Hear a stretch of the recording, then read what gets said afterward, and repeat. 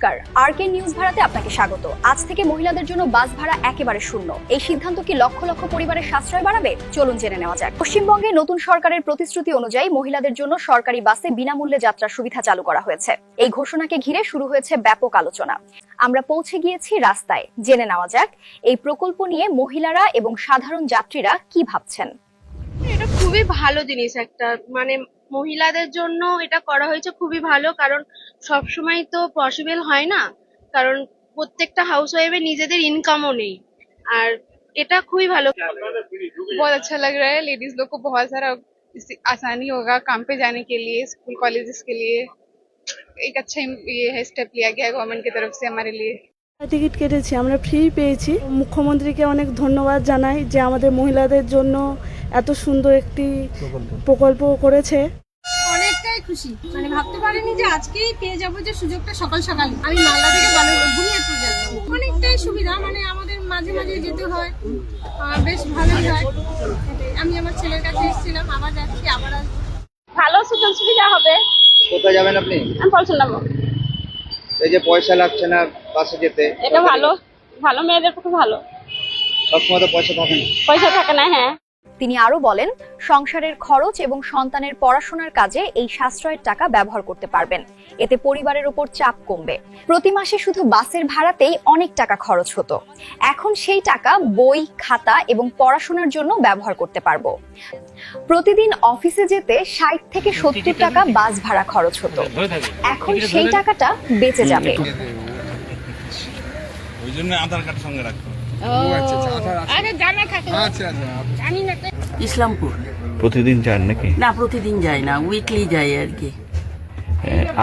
এখানে দেখলাম ভালোই জিরো টিকিট দিচ্ছে। হ্যাঁ, সরকার ভালোই ব্যবস্থা করেছে। মহিলা ওমেন এম্পাওয়ারমেন্ট। কি বলবেন? সরকারকে ধন্যবাদ, মেয়েদের জন্য ব্যবস্থা করেছে। হ্যাঁ, রাজ্যের আমাদের সিএম যিনি, সেই শুভেন্দু অধিকারীকে আমাদের ধন্যবাদ আমাদের মেয়েদের তরফ থেকে। এটা কি? হ্যাঁ, উপকৃত তো অবশ্যই হলো। আপনার নাম? মৌসুমী দত্ত।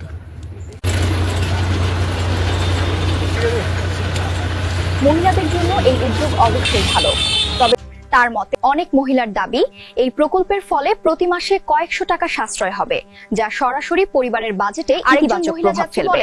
নিরাপত্তার দিক থেকেও এই উদ্যোগ খুব গুরুত্বপূর্ণ। রাতে বাড়ি ফেরার সময় ভাড়া নিয়ে আর চিন্তা করতে হবে না। মহিলাদের জন্য এই উদ্যোগ অবশ্যই ভালো, তবে যাত্রী বাড়লে বাসের সংখ্যাও বাড়ানো দরকার।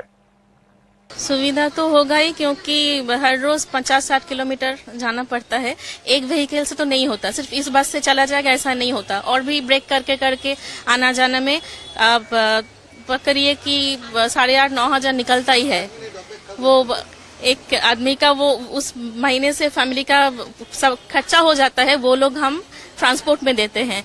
तो कुछ यहाँ पे फ्री हो गया तो कुछ तो हमारा होगा ही, अच्छा ही होगा।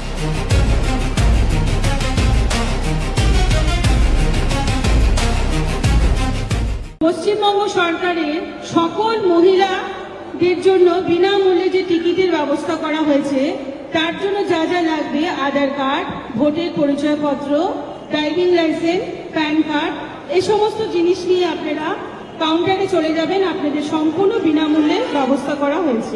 সরকারের এই প্রতিশ্রুতি দীর্ঘমেয়াদে কতটা সফল হয় তা সময়ই বলবে। আপনার কি মত কমেন্টে জানান, এবং আরো খবরের জন্য আরকে নিউজ ভারতকে ফলো করুন। आप देख रहे हैं RKN न्यूज भारत, हर खबर राष्ट्र के नाम।